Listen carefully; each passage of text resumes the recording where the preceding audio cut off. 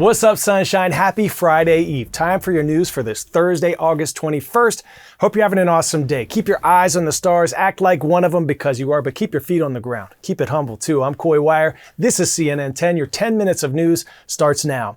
We start with some big changes that might prevent you from visiting parts of the world's second most visited website. Top visited site is Google. Any guesses what the second most visited is? If you say YouTube, you rock. You may even be watching me on your CNN 10 YouTube channel right now. The video sharing platform has everything from TV shows to live streams, cat videos, dance tutorials. It is home to more than 5 billion videos as we speak, but some changes are underway that could impact how and if you can view certain content. The site is rolling out an AI-powered age verification tool. It's part of a push to help keep younger users safe. But get this, the artificial intelligence technology will guess your age and automatically restrict any age-inappropriate content. Well, what happens if it gets your age wrong? Our Claire Duffy has a deeper look. Hey Coy, if you are a YouTube user under the age of 18, this change could affect your experience on the platform. What YouTube is trying to do here is address the criticisms as it's rolled out youth safety features that young people can pretty easily evade them by just signing up for YouTube with a fake birth date. So YouTube is trying to address that with this new AI age verification system.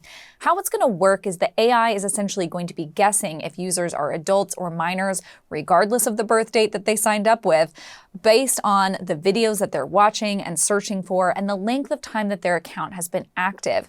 If the AI guesses that a user is a minor, they will be automatically opted into some of these teen safety features, things like restrictions on the types of videos that users can watch, so preventing them from watching videos that are graphic or have nudity. They also will be getting these wellness reminders like take a break notifications, and they won't receive personalized ads.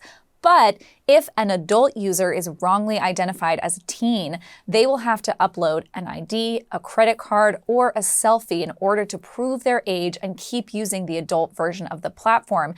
And that is starting to raise some privacy concerns. Users who say they don't want to turn over their personal information to the platform.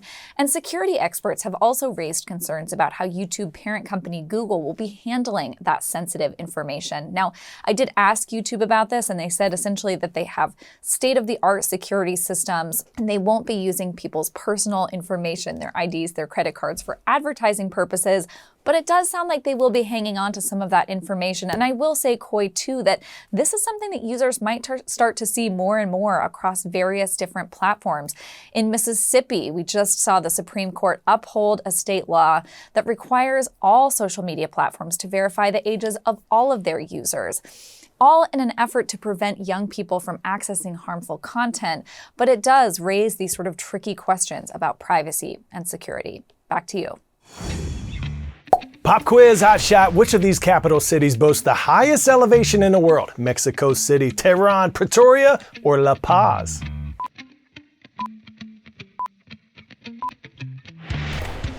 If you said La Paz, and give yourself a round of applause. The administration capital of Bolivia checks in at a whopping 11,975 feet above sea level. It's actually one of Bolivia's two capitals, the other being the city of Sucre.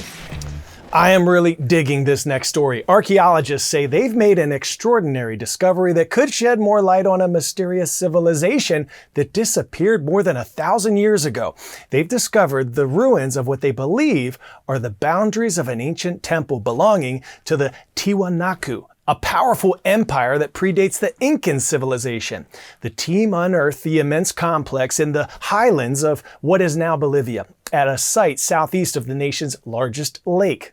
The remarkable find is more than 100 miles from the site of the ancient empire's capital, also called Tiwanaku, a UNESCO World Heritage Site often called the Stonehenge of the Americas.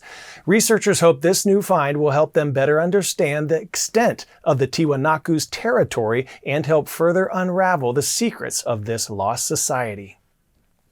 While we have seen many states and cities in the US, Europe, Canada, Australia, and beyond implement bans or restrictions on plastic straws in an effort to preserve the planet, we've also seen a boom in plastic straw alternatives. glass, metal, bamboo, paper.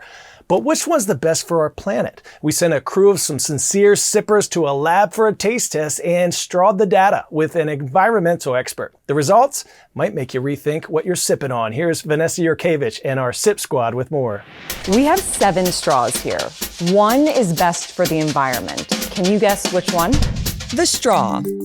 Just one of hundreds of plastic items that we use that companies say they've now made eco-friendly. So we invited the most honest and impartial straw experts to CNN.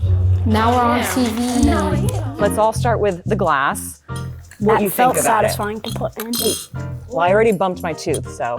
Glass straws are reusable and could last a long time.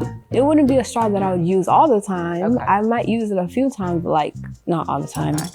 But glass straws have a big problem, and it's similar to the issue posed in our next test, stainless steel. I like the feeling of the cold metal in my mouth.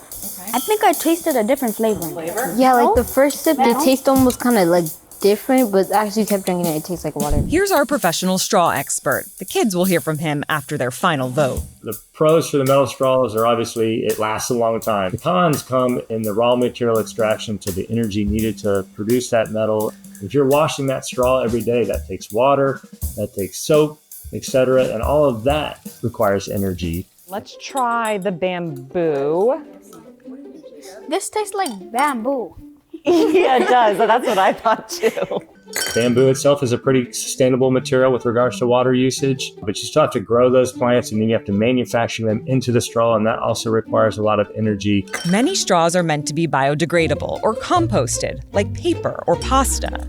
This one is made from a biodegradable plant-based plastic called PLA. I don't want it to turn back into a plant in my drink. Nearly 60% of this type of plastic, like the straw we tested, won't fully break down in home compost, according to a UK study in Frontier. When I started to research this topic, the most surprising thing to me was that single-use plastics were the most environmentally friendly option. Yeah, I think I'm a little more confused. If we can't get it right with something as simple as a straw, what about bigger things in the world?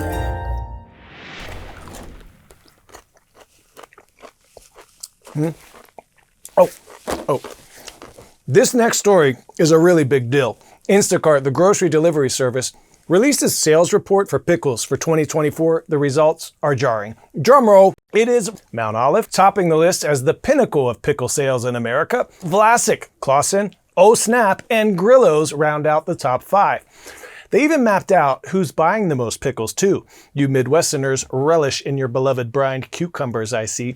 Instacart says part of what's fueling the boom are some delightful pickle collabs with influencers on social media, like Pickle Lemonade. Some brands are even putting the recipes for such mashups on their websites. Instacart also reports that Lay's dill pickle flavored chips are the most popular crossover item, did you know?